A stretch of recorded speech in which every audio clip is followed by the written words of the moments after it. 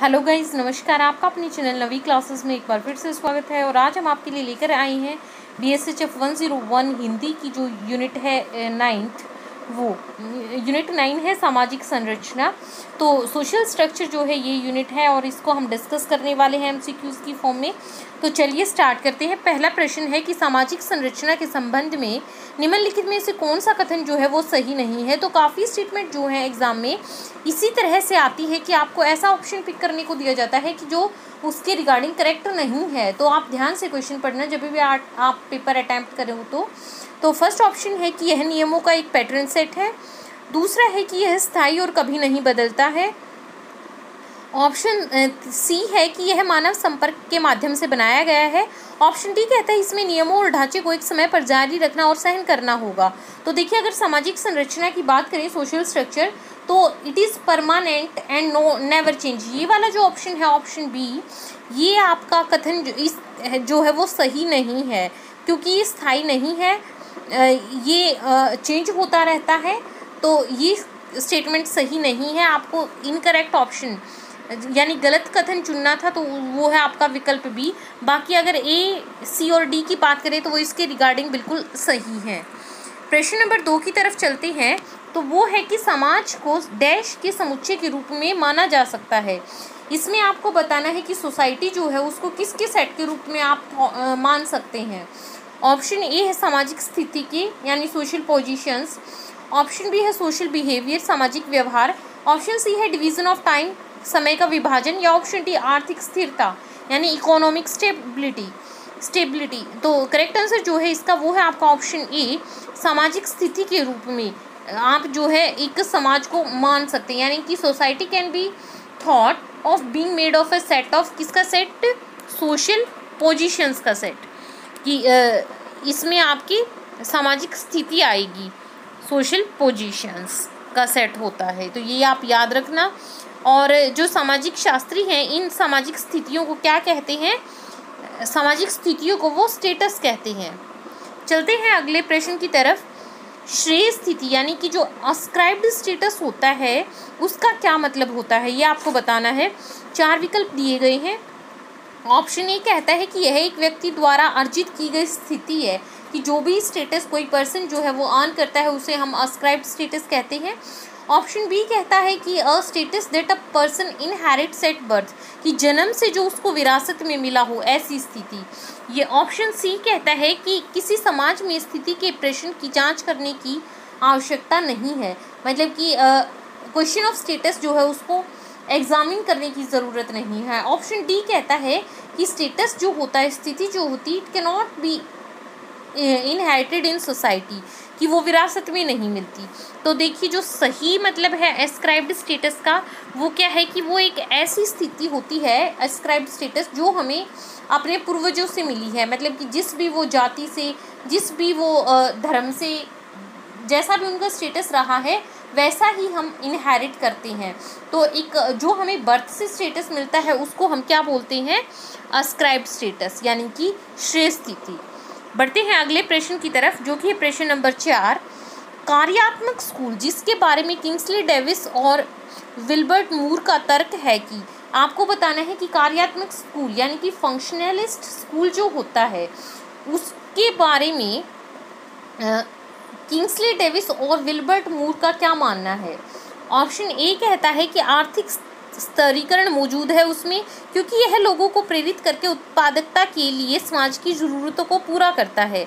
Option B कहता है कि समाज में असमानता अमीरों के निहित स्वार्थ के कारण ही होती है।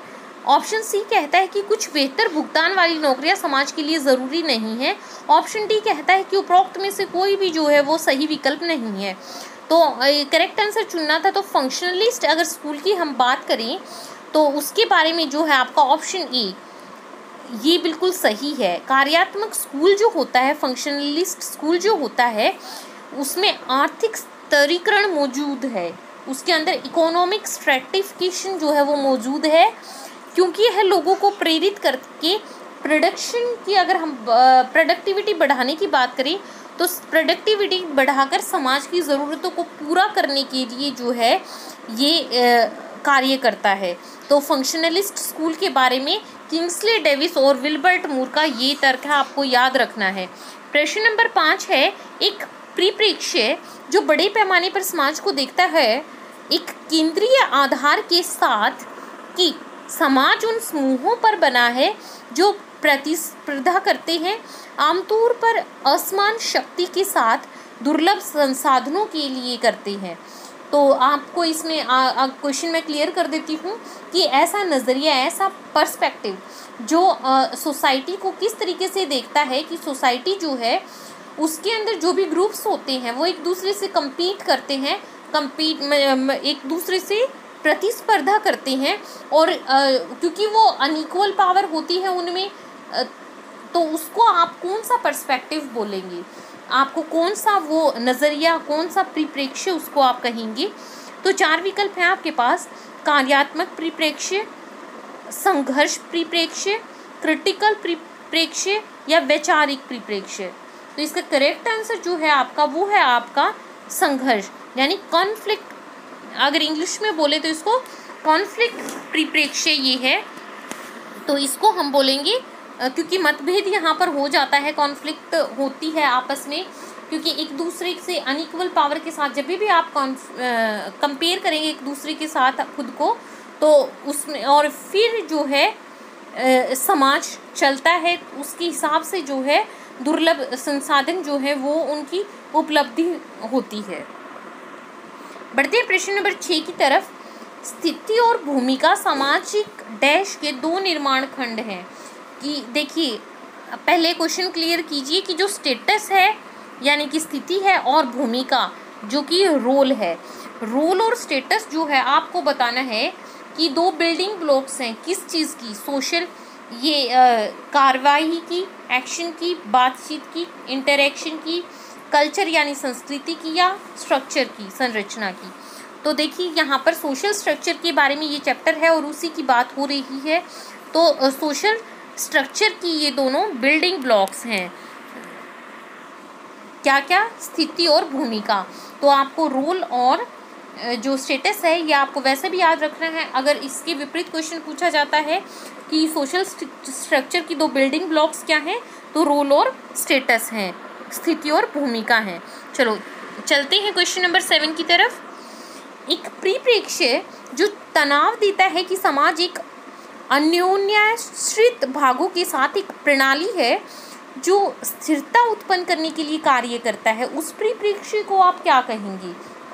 कि ऐसा पर्सपेक्टिव जो इस बात पर जोर देता है कि सोसाइटी जो है it is a system with interdependent parts, और जो फंक्शन किसके लिए करते हैं, स्टेबिलिटी प्रोड्यूस करने के लिए, तो उसको आप क्या कहेंगे?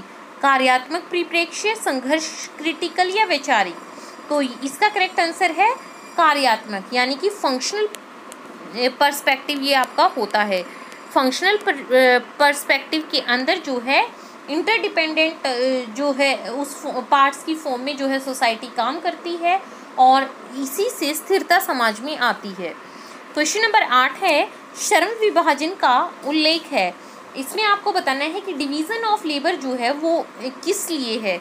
समाज में रैंक की विशेषज्ञता, समाज में विचारों की विशेषज्ञता, समाज में व्यवसायों की विशेषज्ञता या समाज में क्षेत्रों की विशेषज्ञता। तो इसका करेक्ट आंसर जो है डिवीज़न ऑफ लेबर जो होता है वो होता है, लेबर का डिवीज़न किस हिसाब से होता है कि ऑक्यूपेशन, कौन कैसा काम करता है। जैसे कोई सुनार का काम करता है, कोई लुहार का काम करता है, कोई मोची है। तो डिवीज़न ऑफ लेबर जो है ये ऑक्यूपेशन के बेसिस पर सोसाइटी में होता है, तो व्यवसायों की बेस पर ये होता है। तो विकल्प सही जो है वो आपका है विकल्प सी। क्वेश्चन नंबर 9 है, भूमिकाएं न केवल अलग अलग अपेक्षाएं रखती हैं बल्कि आगे भी ले जाती हैं। किस चीज़ को आगे ले जाती हैं? रोल्स जो होते हैं वो डिफरेंट एक्सपेक्टेशंस को कैरी नहीं करते बल्कि और किस चीज़ को कैरी करते हैं? समान पुरस्कार को, विभिन्न पुरस्कार को, समान अपेक्षाएं या समान पद। तो इसका करेक्ट आंसर जो है वो है आपका विभिन्न पुरस्कार, डिफरेंट रिवार्ड्स को ये कैरी करते हैं। कि रूल्स जो होते हैं ये डिफरेंट एक्सपेक्टेशंस को, अपेक्षाओं को और विभिन्न पुरस्कारों को कैरी करते हैं। क्वेश्चन नंबर 10 की तरफ चलते हैं। ये है, डैश तब होता है जब एक व्यक्ति से अधिक सामाजिक स्थिति पर कब्जा कर लेता है और व्यवहार का टकराव ऐसे व्यक्तियों से अपेक्षित होता है। आपको बताना है कि कौन सी सिचुएशन है वो जो जब भी कोई इंडिविजुअल जो होता है एक से ज़्यादा सोशल स्टेटस को ऑक्यूपाई कर ले और बिहेवियर की कॉन्फ्लिक्ट अराइज होती है, तो आपको बताना है कि कौन सी सिचुएशन उभरती है। ऑप्शन ए है रोल भूमिका, ऑप्शन बी है भूमिका संघर्ष रोल कॉन्फ्लिक्ट, ऑप्शन सी है भूमिका अभिविन्यास रोल ओरिएंटेशन, या उपरोक्त में से कोई नहीं। तो देखिए, अगर एक से ज़्यादा वो भूमिकाएं करेगा कोई ऑक्यूपाई, तो उसको क्या होगा, रोल कॉन्फ्लिक्ट, कि किस समय जो है उसको कौन सा बिहेवियर शो करना है, तो उसमें उसको प्रॉब्लम होती है, तो रोल कॉन्फ्लिक्ट की समस्या जो है आती है। प्रश्न नंबर 11 है कि संघर्ष सिद्धांतकारों ने स्वीकार किया है कि सामाजिक आर्थिक डैश लगभग सभी समाजों में होता है, कि क्या होता है। जो कॉन्फ्लिक्ट थ्योरिस्ट हैं उन्होंने क्या माना है कि समाज में क्या, सभी समाजों में क्या होता है, समानता, असमानता, पैटर्न या भूमिका। तो असमानता जो है कि इनइक्वालिटी की अगर बात करें तो देखिए, समाज में आपको बहुत ज़्यादा इनइक्वालिटी देखने को मिलती है, जो किसी न किसी कास्ट के कारण, आपको किसी की ऑक्यूपेशन के कारण, स्टेटस के कारण, किसी न किसी वजह से होती है। तो इनइक्वालिटी जो है वो सबसे ज़्यादा समाज में देखने को मिलती है, और ऐसा मानना है कॉन्फ्लिक्ट थ्योरिस्ट्स का। आखिरी जो महत्वपूर्ण प्रश्न इस यूनिट का बनता है वो है प्रश्न नंबर 12। भूमिका निभाना तरल और लचीला है क्योंकि स्थितियों से जुड़ी भूमिका अपेक्षाएं हैं। आपको बताना है कि क्या है। देखिए, रोल प्लेइंग जो होता है वो it is fluid and flexible, क्योंकि जो रोल एक्सपेक्टेशंस होती हैं वो कैसी होती हैं। ऑप्शन ए, अलग अलग लोगों द्वारा अलग अलग तरीके से वो बाधित होती हैं। ऑप्शन बी है कि सभी लोगों द्वारा एक ही तरीके से बाधित होती हैं। ऑप्शन सी है किसी भी व्यक्ति के द्वारा वो बाधित नहीं होती। ऑप्शन डी है अप्रत्याशित तरीके से वो अनएक्सपेक्टेड वे से वो बाधित होती हैं। तो इसका करेक्ट आंसर जो है वो है आपका ऑप्शन ए, कि रोल एक्सपेक्टेशंस जो होती हैं वो अलग अलग लोगों से हम अलग अलग एक्सपेक्टेशंस रखते हैं, और तो अलग अलग लोगों द्वारा वो अलग अलग तरीके से ही इंटरप्ट की जाती हैं। तो interrupted differently by different people, अलग अलग लोगों द्वारा अलग अलग तरीके से बाधित। तो इसी के साथ जो है इस यूनिट के इंपॉर्टेंट क्वेश्चंस हमने डिस्कस किए हैं। अगले यूनिट भी हम जल्दी लेकर के आएंगे। आप वीडियोस को लाइक ज़रूर दें और अपने फ्रेंड्स के साथ भी इनको शेयर करते रहें। आपका मोटिवेशन हमारे लिए बहुत ही ज़रूरी है। Thank you.